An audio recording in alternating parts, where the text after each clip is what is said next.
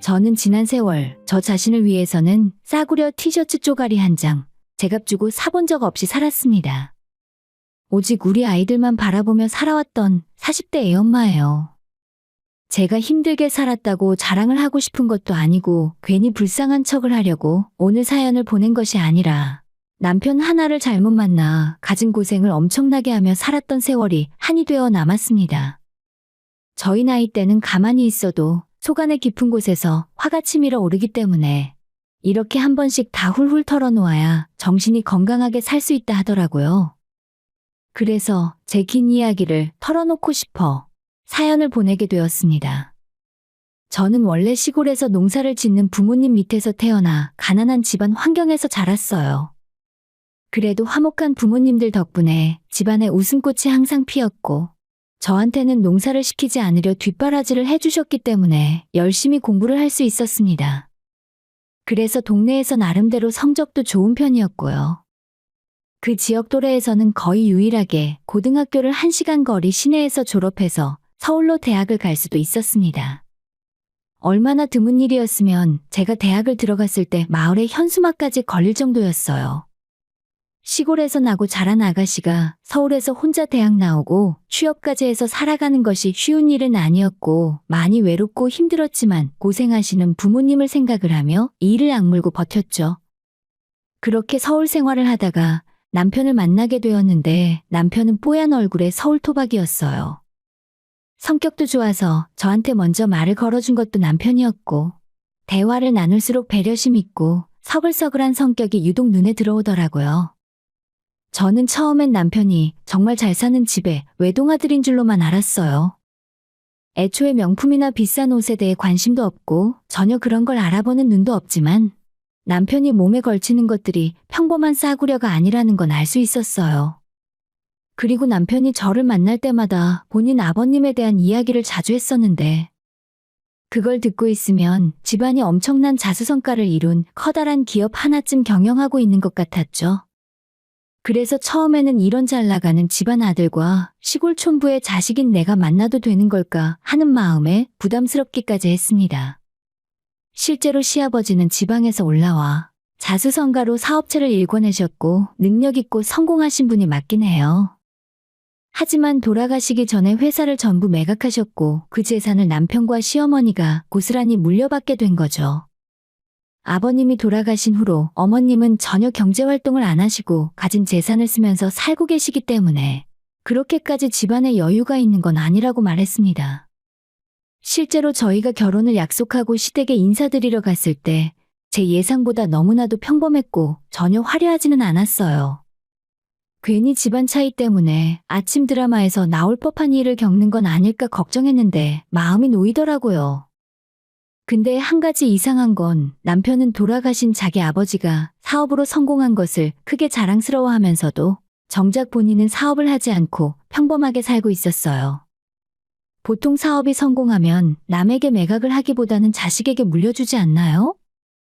그래서 그 부분이 이상해 남편에게 왜 회사를 물려받지 않았냐고 물어본 적이 있었는데 돌아가신 아버님께서 너무 힘들게 사셨기 때문에 자식에게는 사업을 하지 말라는 말씀을 남기셨다 하더라고요.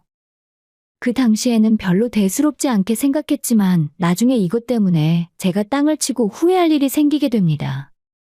아무튼 어머님도 정말 좋은 분 같았고 반대하시면 어쩌나 걱정했지만 저를 환영해 주시고 결혼도 바로 그 자리에서 승낙해 주셨어요.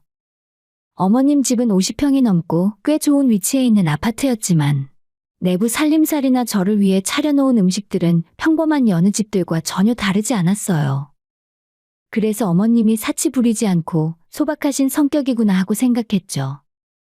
어머님 댁에서 좋은 시간을 보냈고 나중에 저희 부모님도 남편을 보고 괜찮은 것 같다 하시며 저희의 결혼을 허락해 주셨습니다.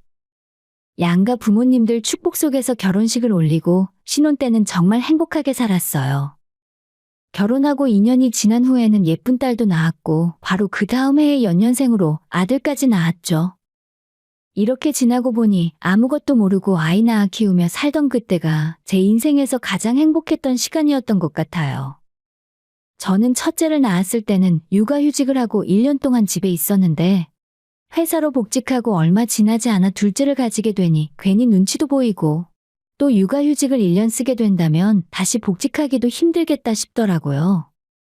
그래서 그냥 만삭정까지 일을 하다가 아예 회사를 관두고 그 뒤로는 육아에만 전념을 하기로 했습니다. 그때는 아직 남편이 대기업에 일을 하고 있을 때라서 남편의 수입만으로 내 식구가 먹고 사는데 불편함이 없었어요. 저도 맞벌이를 하고는 싶었지만 아이들이 연년생으로 태어나다 보니 제가 집에서 아이를 돌보는 게 낫겠다 싶었습니다. 남편 역시 제 생각에 동의했었고요. 그 전에 제가 직장 나가 있는 동안 시어머니가 첫째를 봐주셨는데 둘째 낳고 집에서 전업주부로 지내는 동안에도 어머님이 적극적으로 도움을 주셨습니다. 그래서 감사한 마음에 용돈도 드리고 선물도 드리는 좋은 관계를 유지했어요. 하지만 제가 일을 그만두고 하루 종일 어머님과 한 공간에서 마주치다 보니 묘하게 거슬리는 부분이 생기는 겁니다.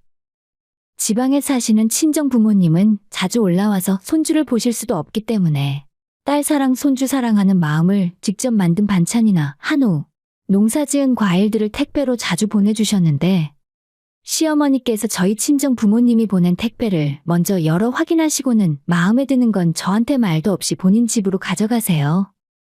너 이번에 택배 보낸 거 받았어? 한우 좀 보냈으니까 이서방이랑 집에서 구워 먹어. 한우가 있었어? 난 고구마랑 호박밖에 못 봤는데. 잘 찾아봐. 차갑게 가야 한다고 해서 아이스팩이랑 같이 담아서 보냈잖아. 옆 동네 소 잡는 곳에서 한우 좋은 놈으로 사온 거야. 아, 알겠어. 어디 있는지 알겠다. 가져가면 가져간다고 말이라도 하면 좋을 텐데. 어머님은 태어나서 사회생활을 단 한 번도 해본 적이 없어서 그런지 가끔 한 번씩 어처구니 없는 짓을 할 때가 있었습니다. 시어머니가 육아를 많이 도와주시는 것이 사실이라 좋게 좋게 생각하고 넘어가려 해도 너무 이해가 안 가더라고요. 시어머니는 마치 저희 집의 모든 음식이나 물건들이 본인 소유라 생각하시는 것처럼 아무런 거침이 없으셨어요. 제가 그 생각이 확인으로 바뀌게 된 계기가 하나 더 있었죠. 시간이 조금 더 지나 첫째와 둘째를 어린이집에 보내고 육아가 조금 편해질 무렵이었어요. 할 일이 예전보다는 줄어들었는데도 시어머니는 여전히 저희 집으로 출근 도장을 찍으셨죠. 낮 시간에 아이들도 없는데 그냥 집에 들어오셔서 냉장고에 있는 과일을 자연스레 꺼내 먹고 거실 소파에서 하루 종일 TV를 보면서 놀다 가셨어요. 하루 이틀도 아니고 거의 매일 찾아오셨기 때문에 집에서 편히 쉴 수도 없어 스트레스가 이만저만이 아니었습니다. 어머님 오시는데 대접도 소홀하게 할 수 없었기 때문에 간식이나 반찬에 신경을 쓰느라 식비가 크게 오른 건 기본이었죠. 어머님은 찬장과 냉장고를 뒤져서 마음에 드는 음식이 있으면 그 자리에서 꺼내서 전부 먹어치우거나 나중에 집에 가실 때 가져가시는 경우가 많았으니까요.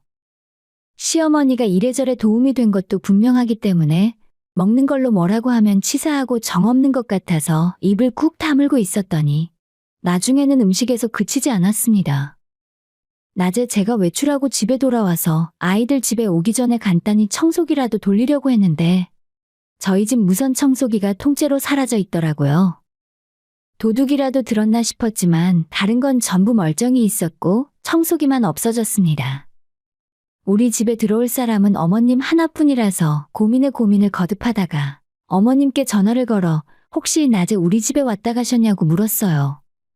어머님 죄송한데 오늘 낮에 저희 집에 오셨다가 가셨어요? 응, 같이 점심이라도 먹을까 했는데 너는 외출하고 없더라. 그럼 저희 집에 청소기 혹시 보셨어요? 응, 봤지. 그럼 그거 어디로 갔는지 아세요? 우리 집에 있어. 네? 저희 청소기가 어머님 댁에 있다고요? 어머님이 가져가셨어요? 아까 너희 집에서 가져왔다니까. 왜요? 우리 집 청소기가 고장 났거든. 청소기 지금 쓰려고 다시 가져다 줄까? 이런 식으로 말을 하는데 제가 무슨 말을 더 할 수 있겠어요. 괜히 이 문제로 트집 잡고 말하는 사람만 이상한 사람이 되는 거죠. 결국 저희 청소기는 어머님 댁에서 돌아오지 않았고 며칠 후에 남편에게 이 이야기를 하고 다시 새 걸로 살 수밖에 없었어요. 남편 역시도 이 문제가 대수롭지 않다고 여겼는지 그냥 이참에 신상품으로 사면 되겠다 말하고 말더라고요.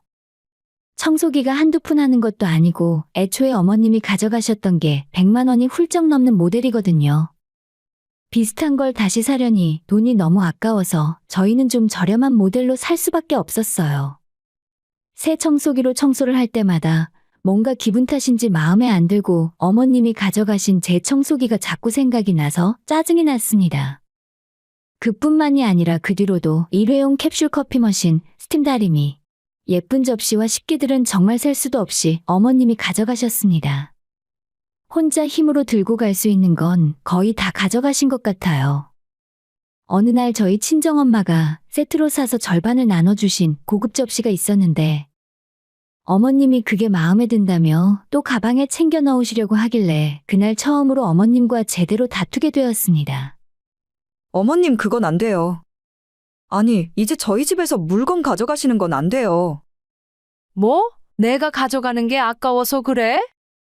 어차피 가족끼리인데 네 거 내 것이 어디 있어? 아니요, 안 돼요. 그거 저도 아까워서 아껴 쓰는 거예요. 제가 어머님 댁에 있는 물건 욕심낸 적 없잖아요. 어머님도 저희 집에 있는 거 더는 가져가지 말아주세요. 너 그렇게 안 봤는데 애가 쪼잔하고 속이 좁구나? 결국 저는 시어머니와 언성을 높이게 되었고 그 이후로 사이가 어색해졌죠. 그나마 다행인 건 그 뒤로도 시어머니는 저희 집에 완전히 발길을 끄는 것이 아니라 예전보다 빈도는 덜해졌어도 여전히 찾아오셨어요. 저랑 한바탕 한 뒤였어도 어머님의 손버릇은 여전했고 저희 집에서 자질구레한 물건들을 계속 가져가셨습니다. 남편은 이 문제에 끼고 싶지 않아 했고 제가 이야기를 할 때마다 신경질적인 반응을 보였기 때문에 저도 그때부터는 시어머니에게 어떠한 배려도 하지 않았어요. 가져갈 만한 물건을 집에 구비해두지 않는 것이 유일한 해결책이라고 느끼게 되었죠. 시어머니 문제가 어느 정도 해결되는 것 같았더니 이젠 남편이 말썽이었습니다. 남편은 처음부터 저와 어머님 문제에 관심이 없었고 다른 어떤 집안일을 이야기해도 항상 시큰둥한 태도였어요. 마치 강 건너 불구경하듯 하던 남편의 태도는 나중에 알고 보니 원인이 다 있었습니다. 얼마 지나지 않아 남편은 제게 진지하게 할 말이 있다 하더라고요. 내가 생각을 좀 해봤는데 회사 다니면서 작은 사업을 하나 해볼까 싶어. 저는 올 것이 왔구나 싶었어요. 결혼 전부터 자기 아버지의 사업 성공 스토리를 자주 이야기했던 사람이라 이 사람 역시도 사업가의 피가 흐른다는 것을 알고 있었습니다. 남편은 위스키와 와인을 수입하는 회사를 차리고 싶다 했고 평소에 그쪽 분야에 관심이 있다는 걸 알았기 때문에 나쁜 생각은 아니구나 싶었어요. 내 친구 동욱이 알지? 우리 결혼식에도 왔었잖아. 걔랑 둘이 동업을 할 건데 나 말고 당신 명의로 하자. 우리 회사는 겸업금지 방침이 있어서 회사 다니면서 사업자 못 내거든. 어차피 그 당시에 저는 집에서 애를 보던 상황이었으니 특별히 거절할 이유는 없었습니다. 남편은 직장을 다니면서 밤낮 없이 주말에도 쉬지 못하고 열심히 일을 하는 것 같았어요.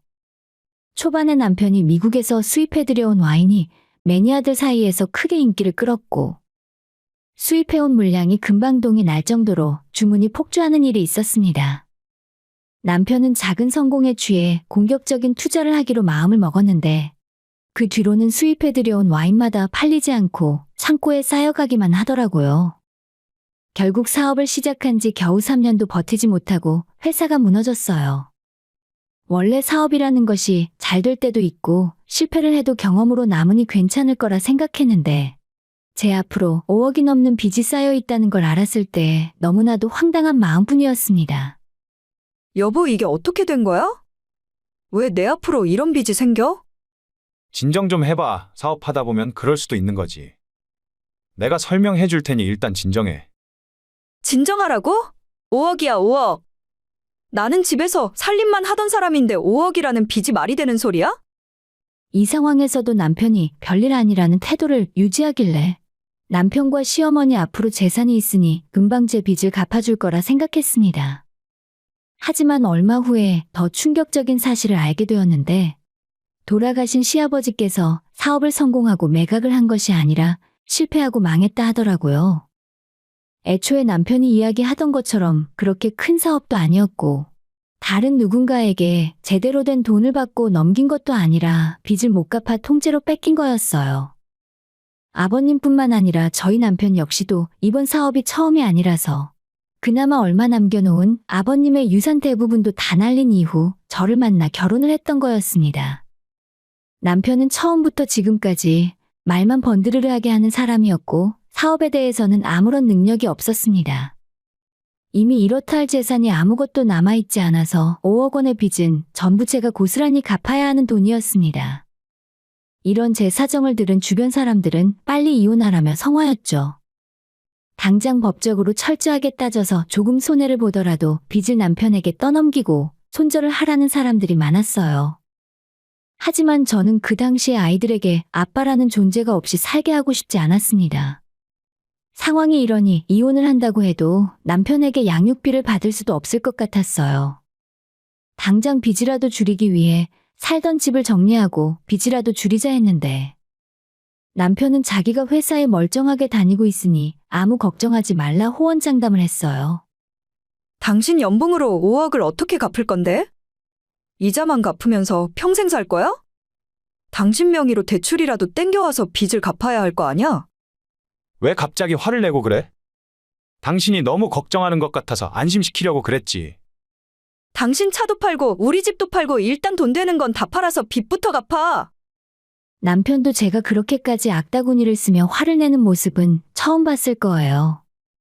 결국 제가 하는 말대로 저희 집과 남편이 타던 차, 그리고 집안에 돈 될 만한 금부치를 모두 팔아서 전부 빚 갚는 데 사용했습니다. 그렇게 다 내다 팔았더니 5억 빚 중에 4억은 갚을 수 있었고 그래도 1억 정도가 여전히 남아 있었습니다. 아이들은 계속 자라고 학교에 다니면서 돈 들어갈 곳은 많은데 남편 월급으로 빚까지 갚다 보니 정말 생활이 팍팍했습니다. 그때 저는 처음으로 아이 낳고 회사를 관둔 걸 후회하게 되었어요. 힘든 저희 집안 사정을 알게 되신 친정 부모님이 물심양면으로 많이 도와주셨고 엄마는 식비라도 줄이라며 저희 집의 반찬이나 아이들 먹을 간식들, 과일들을 꽉꽉 채워주셨습니다. 그런데 그 버릇이 어딜 가나요? 잠잠하던 시어머님이 또다시 나타나서 저희 엄마가 가져다준 음식들을 쏙쏙 빼가기 시작했습니다. 저는 도저히 참을 수가 없었어요. 어머님이 저희를 도와줄 거라고는 기대도 안 했는데 손주들 간식 주라고 친정엄마가 사놓은 과일들을 박스채 가져갈 때는 머리가 뜨끈해지더라고요. 어머님, 그거 우리 아이들 먹이라고 친정에서 보내신 거예요. 어차피 많은데 뭘 그렇게 쪼잔하게 굴어? 안 그래도 생활비가 턱없이 부족한데 왜 자꾸 저희 집안 살림을 가져가세요? 죄송한데 앞으로는 저희 집에 오시는 거 자제해 주셨으면 좋겠어요. 오지 말라고? 그게 무슨 소리야? 원래 힘들 때일수록 가족들끼리 똘똘 뭉쳐서 이겨내야 하는 거야. 시어머니는 겪을수록 사고방식이 뭔가 고장난 사람처럼 보였어요. 그리고 저희 남편은 시아버님의 사업병과 시어머니의 무능력함을 동시에 물려받은 사람처럼 생각됐죠.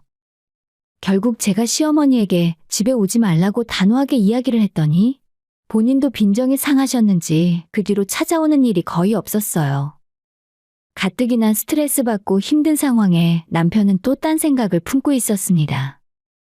남편은 월급이나 특별 상여금 같은 것들을 전부 빚 갚는 데 사용했었고 어느 정도 줄였다고 생각했는데 어느 날부터인가 남편이 저를 슬슬 피하는 것 같았습니다. 30평대 아파트를 빚 때문에 팔고 월세집으로 이사 온 뒤로부터 남편이 제 눈치를 많이 보긴 했었지만 그때는 유독 느낌이 좋지 않았어요.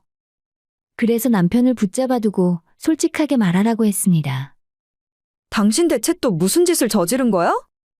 지금 말해. 나중에 일 키워놓고 수습도 못한 상황에서 이야기하지 말고. 남편은 한참을 우물쭈물하면서 말을 못하더니 결국 제 속이 터지는 소리를 하더라고요. 나 때문에 당신 앞으로 빚이 생겼으니까 나는 그걸 갚아주고 싶었지. 저한테 말 한마디 없이 또 다른 친구와 함께 새로운 사업에 투자했고 이번에는 회사에서 퇴직금을 땡겨받고 직장인 신용대출까지 받았더라고요. 이제 겨우 제 앞으로 된 빚 5억을 거의 다 갚았다고 생각했는데 남편이 새로운 빚을 또다시 만들어 왔던 겁니다. 새로운 사업을 하던 중에 이번에는 회사의 겸업금지 조항을 어긴 것을 걸리게 되면서 해고까지 당한 상황이었고요. 애들 보는 앞에서 큰 소리 내지 않으려고 지금까지 참고 살았는데 그날은 도저히 참을 수가 없었습니다. 남편의 새로운 빚은 다 합쳐서 2억 가까이 되는 상황이었죠. 예전에는 빚이 있더라도 그나마 남편이 대기업을 다니고 있었으니 빚을 갚으면서도 빠듯하게 살림을 해나갈 수 있었지만 이제는 정말 목에 칼이 들어온 상황이었습니다.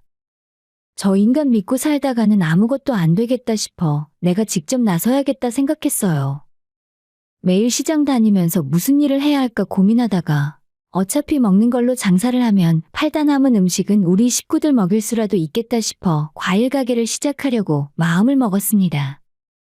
처음엔 아무것도 몰라서 집에서 가장 가까운 농산물 시장으로 무작정 달려갔죠. 경매도 같이 진행하는 큰 곳이었는데 저는 아무것도 모르니 유독 사람 좋아 보이는 사장님을 붙들고 과일 장사를 알려달라고 무작정 따라다녔어요. 그 사장님 따라다니며 석 달 동안 돈 안 받고 가게 청소도 해주고 시키지 않은 허드렛 일도 도맡아 했더니 어깨 너머로 조금씩 과일 보는 법, 장사하는 노하우를 알려주시더라고요. 그렇게 그분의 도움으로 과일 장사의 기본을 알게 되었고 저를 좋게 보셨는지 시장 근처에 10평 남짓한 코너 자리가 비어있다며 제게 거기에서 한번 시작을 해보라고 말씀을 해주셨죠. 권리금이 조금 있긴 했지만 친정의 돈을 빌려서 가게를 차렸고 인테리어에는 전혀 돈을 쓰지 않았습니다. 그 흔한 대형 냉장고조차 설치하지 않았어요. 그날 가져온 싱싱한 과일을 그날 다 팔고 집에 간다는 마인드였고 가게 물건을 다 팔지 못하면 가게에서 밤을 새우는 한이 있어도 다 팔고 가겠다는 결심이었죠. 사실 냉장고 살 돈이 부족했던 것이 가장 큰 이유이기도 했습니다. 아무튼 그렇게 시작한 과일 가게에서 초반에 우여곡절이 많았지만 어느 순간부터 손익분기점을 넘기기 시작하고 제 손에 돈이 어느 정도 남더라고요. 남편은 그 사이에 작은 중소기업에 취직해서 한 달에 250만 원 정도의 돈을 벌었고 본인 능력에는 그 자리가 맞는지 큰 스트레스 없이 직장 생활을 했어요. 시어머니는 수입 없이 가진 돈을 쓰며 지내시다가 생활비가 다 떨어져서 50평 집을 30평으로 줄였고 또 몇 년 후에 20평으로 줄여나갔어요. 그 사이에 저는 돈을 착실하게 모아나갔고 남편의 사업 실패로 집을 날려먹은 뒤로 거의 10년 만에 30평대 아파트를 계약하게 되었습니다. 대출도 조금 받긴 했지만 제 집이 다시 생겨서 너무 좋았습니다. 그간의 힘들었던 세월이 조금은 보상받는 기분이었죠. 그런데 남편이라는 인간은 아직도 정신을 못 차리고 기어이 제 행복에 고춧가루를 뿌리려 하더라고요. 새 집으로 이사 날짜가 보름도 남지 않은 어느 날 갑자기 저한테 할 말이 있다고 하더니 말도 안 되는 소리를 하는 겁니다. 내가 계속 생각을 해봤는데 어차피 우린 애들도 거의 다 컸잖아. 대학 가면 다들 독립할 텐데 우리가 그런 집이 필요 있을까? 아파트는 엄마한테 살라 하고 우리는 계속 이 집에서 지내는 게 어때? 지금까지 저희는 방 2개 있는 빌라에서 전세로 살고 있었는데 남편은 아파트를 어머님께 양보하자 하더라고요. 내가 이 집 사는데 당신 돈 보탠 거 한 푼이라도 있어? 200만 원 겨우 넘는 월급으로 당신 어머니 불쌍하다고 용돈 드리고 당신 밥 사 먹고 술 사 먹고 끝이었잖아. 어떻게 너희 집안 인간들은 다들 염치가 없니? 한 번만 더 이 문제로 화나게 하면 당신한테는 아파트 비밀번호도 안 알려줄 거야. 진짜 너무한다. 우리 엄마가 앞으로 살면 얼마나 더 살겠다고. 그런 낡은 집에 계속 사시게 할 생각이야? 저는 더 이상 남편 말을 들을 것도 없어서 아예 무시하고 살았습니다. 남편도 그 이후로는 아무 말 하지 않았고 저는 예정대로 이삿짐을 챙겨 제 날짜에 이사를 시작했습니다. 짐이 워낙 많아서 며칠에 걸쳐도 정리를 다 하지 못했는데 어느 날 장사를 마치고 집에 돌아와 보니 시어머니가 저희 집에 와 계셨습니다. 거실에 있는 것도 아니고 안방에서 침대에 걸터 앉아 TV를 보시고 있었습니다. 어머님, 여기는 어떻게 오셨어요? 왜? 내가 오면 안 되는 곳이라도 온 거냐? 안방이 생각보다 크고 좋네. 난 여기가 마음에 든다. 이게 무슨 소리인가 그 당시에도 상황 파악이 되질 않았습니다. 난 여기서 지낼 거고 별로 짐이 많지도 않아. 거실이며 작은 방이며 이삿짐 정리도 아직 안 끝났더라. 이번 주 안으로 다 끝낼 수 있지? 난 너저분한 건 딱 질색이야. 미친 소리를 하는 어머님을 보고 있으니 이게 꿈인가 현실인가 싶었습니다. 당장 어머님께 내 집에서 나가라고 했고 비밀번호도 바꿀 거니까 이런 식으로 연락도 없이 찾아오지 말라고 했습니다. 야, 나도 내 아들이 오라고 해서 온 거야. 우리 아들은 이 집 사람 아니야?